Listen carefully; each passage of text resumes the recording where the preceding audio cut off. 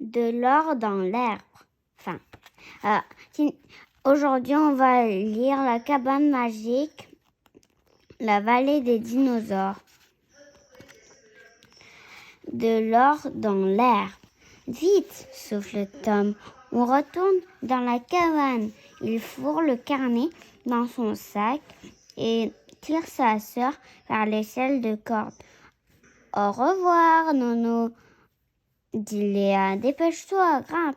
Ils escaladent l'échelle et se laissent tomber hors d'haleine sur le plancher de la cabane. Dès que les battements de leur cœur sont un peu calmés, ils courent à la fenêtre. Sur la colline, le dinosaure broute tranquillement les fleurs d'un arbre. Incroyable, murmure Tom. On est vraiment remonté très loin dans le temps. Le dinosaure ressemble à un énorme rhinocéros à 3 cornes. Il en a 2 longs au-dessus des yeux et une plus courte sur le nez. Derrière sa tête se déploie une espèce de carapace en forme de bouclier. C'est un tricératops, dit Tom. Ça mange les gens, les tricératops, demande Léa d'une toute petite voix. On va regarder. Tom feuillette le livre jusqu'à ce qu'il trouve la bonne image et il lit la légende. Les tricératops vivaient dans la dernière période du Crétacé. Ce dinosaure herbivore pesait plus de 6 tonnes.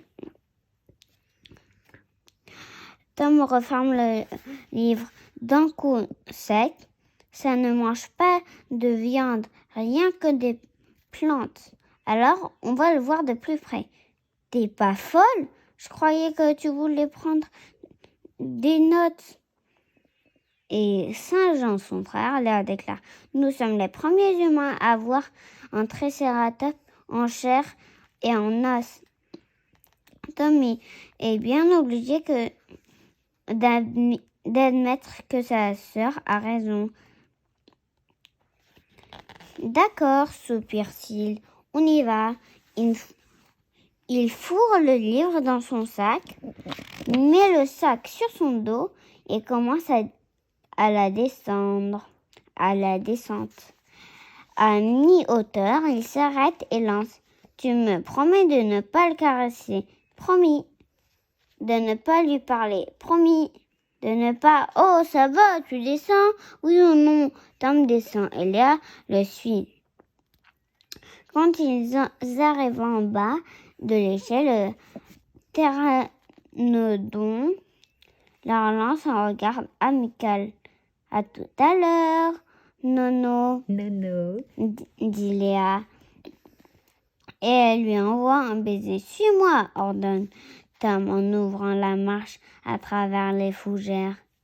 Et ne fait pas de bruit. Arrivé au bas de la colline, il s'accroupit derrière un buisson et elle s'accroupit près de lui. Au moment où elle ouvre la bouche pour parler, Tom lui pose un doigt sur les lèvres. Chut. Le tricératops a la taille d'un gros camion. Pour l'instant, il se régale de fleurs de magnolie. La maîtresse dit que c'est magnolia. Ok. Magnolia. Tom sort discrètement son canier de son sac et note. Se nourrit de fleurs. Léa lui donne un coup de coude, mais Tom n'y prend pas garde. Il continue de noter. Mastique lentement. Léa lui envoie un autre coup de coude. Tom se tourne vers elle. Sans un mot, elle désigne l'énorme bête. Puis elle se désigne du doigt et elle agite la main, comme pour lui dire au revoir. Qu'est-ce que c'est que ce cinéma? Brusquement, Tom comprend. Sa sœur veut s'approcher de l'animal. Il tend le bras pour l'attraper, mais elle est déjà partie en courant. Soudain, Tom la voit trébucher et s'affaler dans l'herbe, juste sous le nez du tricératops. Tom n'ose pas crier. Terrifié, il chuchote. « Reviens, Léa, reviens !» Trop tard. Le dinosaure l'a vue. Il penche la terre vers elle, une fleur dans les dents. Bonjour, toi, dit Léa. Reviens, Léa. Reviens, Léa. Cette fois, Tom a crié de toutes ses forces. Sa sœur s'est remise sur ses pieds. Elle l'appelle. Viens, il a l'air gentil. Léa, méfie-toi de ses cornes. Je t'assure qu'il est gentil. Le tricératops regarde la petite fille. Il mâche sa fleur, l'avale, puis il se détourne et s'éloigne tranquillement de l'autre côté de la colline. Mais en fait, elle est toute petite comme ça, donc si c'est comme ça, ça n'arrive même pas à ses cornes d'en haut. Le dernier ligne. Au revoir. Au revoir, fait Léa en agitant la main. Puis elle se tourne vers son frère. J'avais encore raison, Tom répond. Fait un grognement, mais il note tout de même dans son carnet. Animal pacifique. Qu'est-ce que ça veut dire pacifique? Maman, qu'est-ce que ça veut dire pacifique? On va voir après, ok? Viens Léa, allons voir s'il y en a d'autres. Au moment où Tom se relève, un éclat brillant dans l'herbe attire son attention. Il se penche et ramasse un objet doré. C'est un médaillon en or. Une lettre est gravée sur une des faces. Un grand M au jambage élégant. Alors ça souffle. Tom, quelqu'un est passé ici avant nous. La vallée des dinosaures, chapitre 6. Là, crie Tom, regarde ce que j'ai trouvé. La petite fille ne répond pas. Dessous, sous l'arbre, elle cueille une feuille de magnolia. Magnolia 就是我们说的那个红色的小花花虞美人 Magnolia。是好。Léa, j'ai trouvé un médaillon. Mais sa sœur a remarqué quelque chose. Sur l'autre versant de la colline, oh, souffle-t-elle. Léa n'écoute pas. Sans lâcher sa fleur de magnolia, elle s'élance vers la pente. Léa, reviens! S'égosille Tom, peine perdue. Léa a disparu. Tiens, ici, en fait, en anglais, on n'est que là. Ah, d'accord. 因为我们也在读就是那个 Ok. Tourne page. C'est là, rouspète Tom, je crois que je vais la tuer. Il fourre le médaillon dans la poche de son Bermuda et ramasse son sac à dos. Il entend soudain une sorte de mugissement semblable au son grave d'un tuba. Puis la voix de Léa. Tom, au secours! Tom part ventre à terre. Il arrive hors d'haleine, au sommet de la colline. Alors, il pousse une exclamation. La vallée en contrebas est creusée de larges nids de boue. Dans les nids s'agitent de minuscules bébés dinosaures. Léa est à genoux devant l'un des nids et au-dessus d'elle se dresse une créature gigantesque dotée d'un grand bec de canard. D'un étrange bec de canard.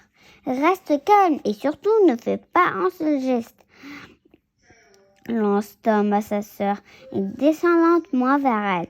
L'énorme bête domine Léa de toute sa hauteur.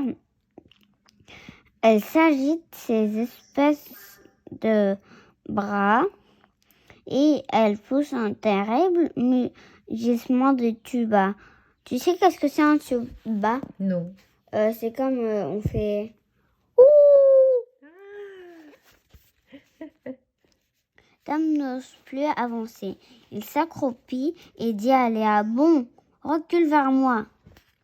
En même temps, si je fais, si tu sais pas quelque chose, tu me le dis et je vais te raconter en même temps. Je raconte aux autres. D'accord. Tourne page.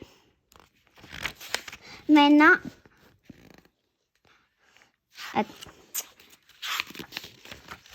bon, recule vers moi. Maintenant, lentement, très lentement. Et comme la petite fille veut se relever, il lance non, rampe. Là, s'exécute en silence, sans lâcher sa fleur. Le dinosaure à bec de canard mugit encore et s'ébranle à sa suite. Là, ne se fiche. Ne t'arrête pas, dit Tom, dans un souffle. Allez, quand sa sœur n'est plus qu'à 1 mètre de distance, il se penche, tend le bras, leur grippe la main et la tire vers lui.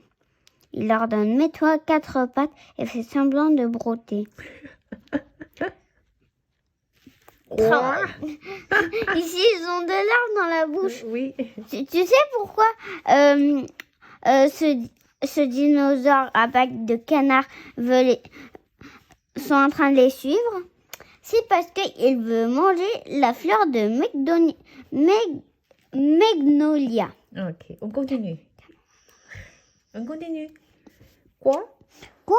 Oui, c'est une ruse. Léa obéit. Les deux enfants baissent la tête et mastiquent avec application. Ça a l'air de marcher. Le grand dinosaure se calme. Merci, Tom. Merci, Tom, murmure la petite fille.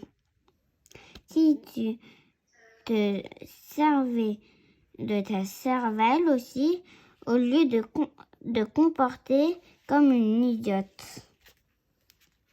De te comporter comme une idiote. Grommelle son frère. Allez te planter juste devant un nid.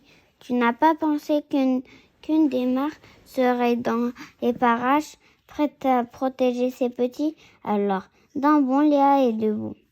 Elle tend sa fleur à l'énorme bête et s'écrie « Pardon, grosse maman, je ne voulais pas faire de mal à tes bébés. Tu sais, elle n'est pas si grosse cette maman. » La mère dinosaure s'approche. Elle happe la fleur, la déguste, puis elle tend son bec de canard pour en avoir une autre. « J'en ai plus, dit là, mais il y en a plein d'autres là. Oh, mais il y en a plein là-haut.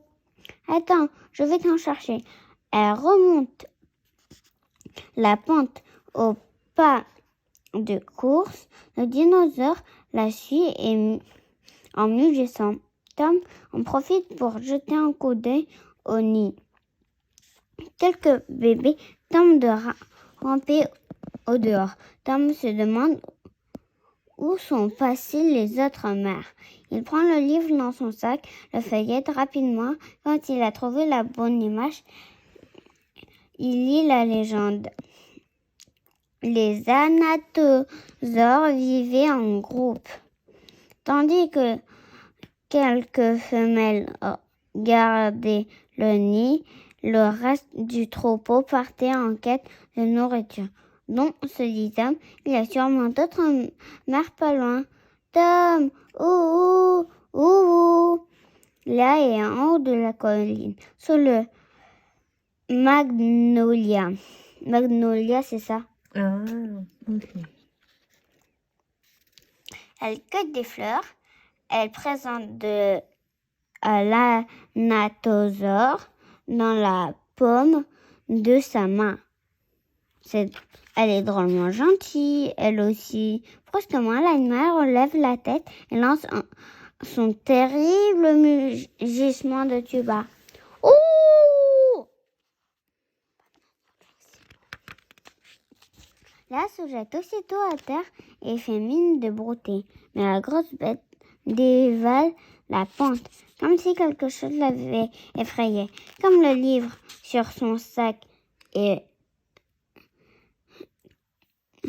rejoint.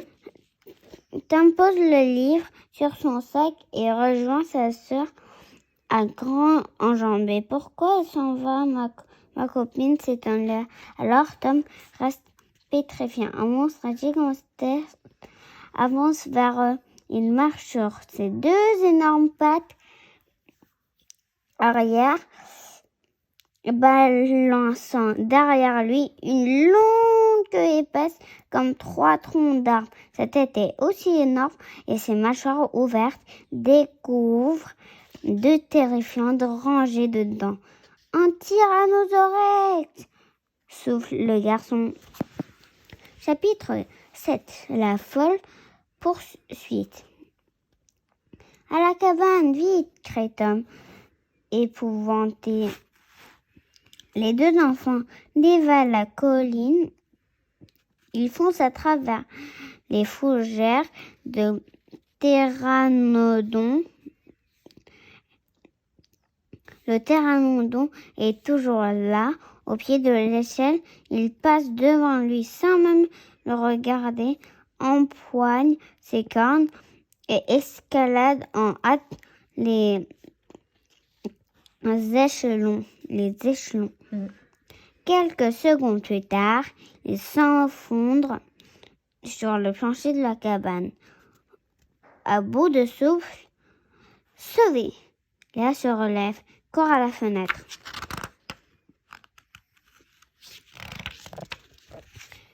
Il s'en va,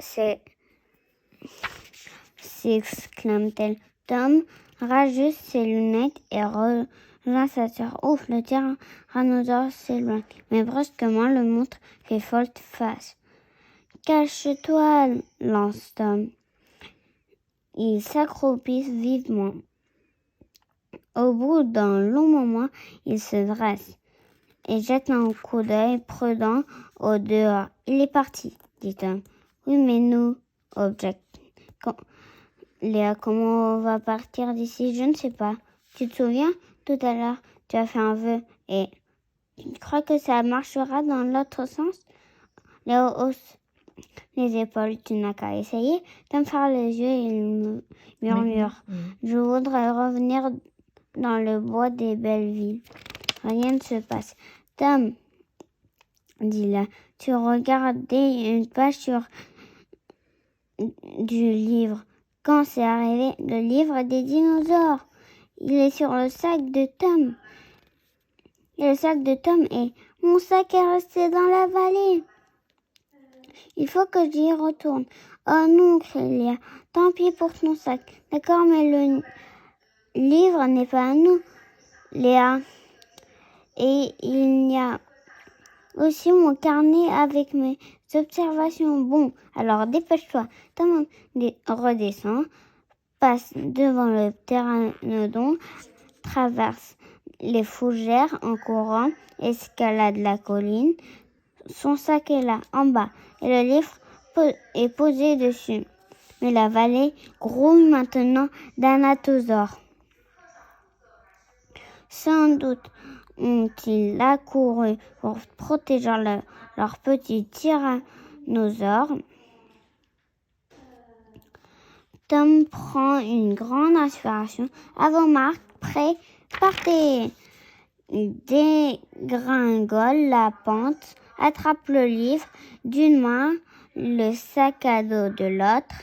Il repart en sens inverse, accompagné par le concert assourdissant.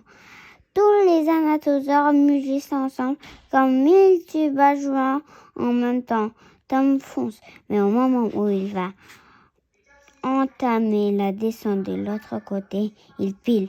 Le tyrannosaure est là, il est planté au beau milieu du chemin, juste entre Tom et la cabane dans l'arbre. Aujourd'hui, on a fini de lire le chapitre 5 de la cabane magique, le chapitre 6 et le chapitre 7 de la cabane magique. La prochaine fois, je vais pouvoir lire le chapitre 8, 9 et 10. Et le livre sera terminé. À bientôt. Merci Zozo.